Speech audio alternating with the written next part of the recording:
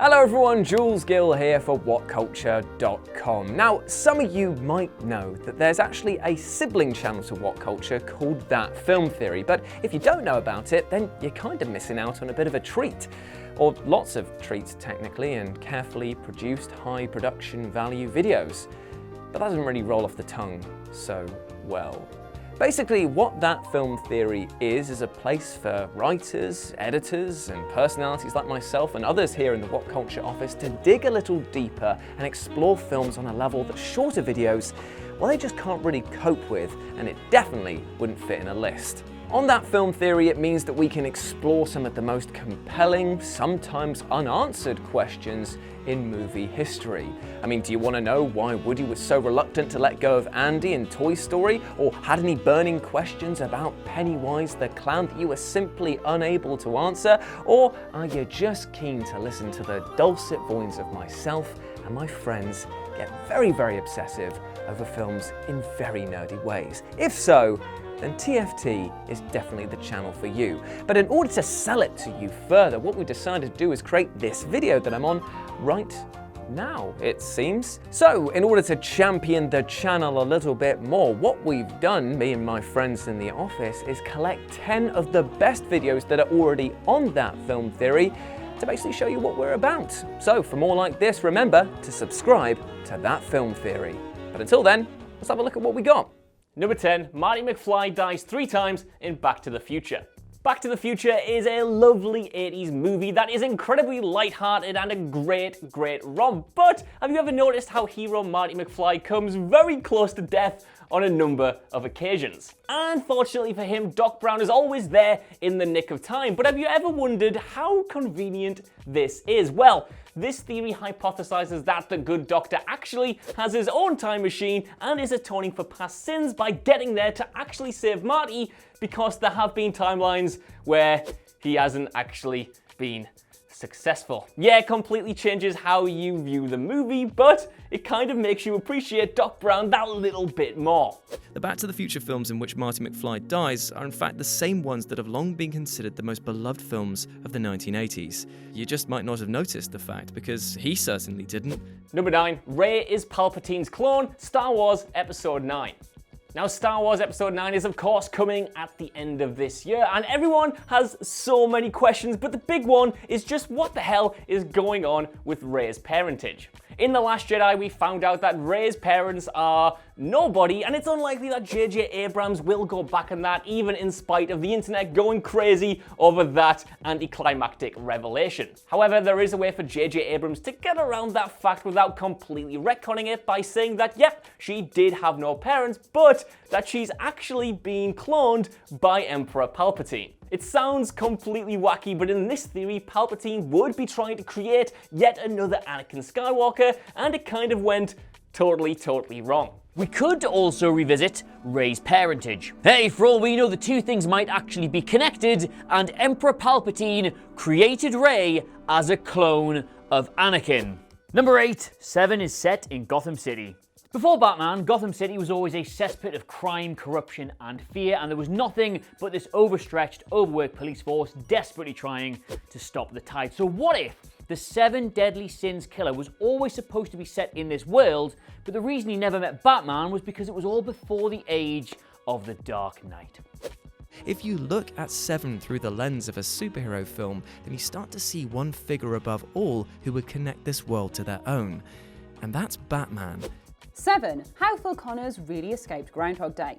Ah, this old chestnut again. If you're getting deja vu, it's probably because we're something of Groundhog Day experts around here, having already solved the issue of how many days Phil Connors was trapped in his perpetual Punxsutawney time loop. But if you fancy watching the film again and again and again, then we have got a theory for you about Ned Ryerson, and it's definitely not just about him selling insurance. It's something else entirely.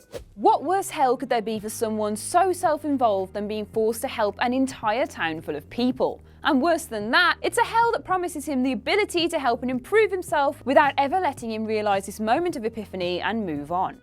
Number 6, Woody's secret past explained, Toy Story. Now yes, I know there's always been this theory doing the rounds that Woody never had an owner for decades and decades and decades before Toy Story, and that's why he loved Andy, but that was always debunked by one of the film's writers, even if absolutely nobody noticed. But what if there's a secret tragic past to him that none of us ever knew about, like the one in this video? Even in Toy Story 3, he's sympathetic to Lotso's broken mentality because he is a lost toy, and that is Woody's weakness. Number 5, It's a Wonderful Life is a living hell. It's a Wonderful Life is my favourite movie of all time. It's got heart, it's sentimental, it has one of the most charming characters ever in George Bailey, and it ends on such a hopeful note that everything will be okay with family. Well, what if I told you that it actually isn't hopeful and that everything in it is a kind of hellscape vision by George and that his life is a total misery that he just can't escape from? I know it's a real bummer, isn't it? This theory hypothesizes that George's life is essentially a waking nightmare, and even though he's been saved by Clarence, he still has to live out essentially the worst version of his life, and this is the peak. It's not getting any better than this, and that is a real bummer and completely spins the tale right on its head. It's grim, it's bad, it's really not good, and it makes me view my favorite movie in a completely different light. I'm talking about the ending, which, while trying to purvey a supposedly feel-good closer, ends up feeling a lot more like a depressing punchline to The Twilight Zone or a twist finale to an episode of Black Mirror. 4. Cobb is the real target in Inception. Finally, the most compelling question about Christopher Nolan's incredible Inception has been answered right here on That Film Theory. Is that the bit at the end with the totem, whether or not it falls down or not? No, it's the other most compelling question, which is who is the real target of the dream heist? Who is the old man filled with regret, waiting to die? Might not be who you think it is. Should check it out. If we look a little deeper and peel back all those dream layers, there's a possibility that it's not Fisher at all, but Cobb who is the real target, with Miles seeking to incept an idea into his head to save him. 3. Freddy Krueger was innocent. Right, now you're going to have to bear with me here since Freddy Krueger is a pretty grotty character, all things considered, but what if I told you that maybe you'd got him wrong? What if one of the most notorious child killers in cinema maybe perhaps was not as guilty as he seems? What if Freddy's burning need for vengeance was because he was used as a scapegoat by an unjust mob of angry parents who didn't really have a real reason to kill him? Wouldn't you be quite angry? Wouldn't you get a bit stabby too? To move away from this ground, there's a bigger question that nobody is asking. Was Freddy ever even guilty of the crimes he was accused of to begin with? Number 2, who is really human at the end of The Thing? So sometimes, much like when the police find me, 6 dogs and an unconscious Tesco employee in my basement, questions aren't always enough. Sometimes you need answers, and this theory on one of my favourite films of all time looks to answer once and for all who was really human at the end of John Carpenter's The Thing. Now, I absolutely loved working on this theory and researched things outside of the movie like the comic book series, the video game, as well as interviews from Carpenter himself to answer this brain scratcher. Fans had begged to know more about the ending of the film, which sees MacReady and Charles sharing a final drink as the research outpost burns around them, inquiring whether one or possibly even both of them were imitations. Number 1, how it explains the secret of The Shining.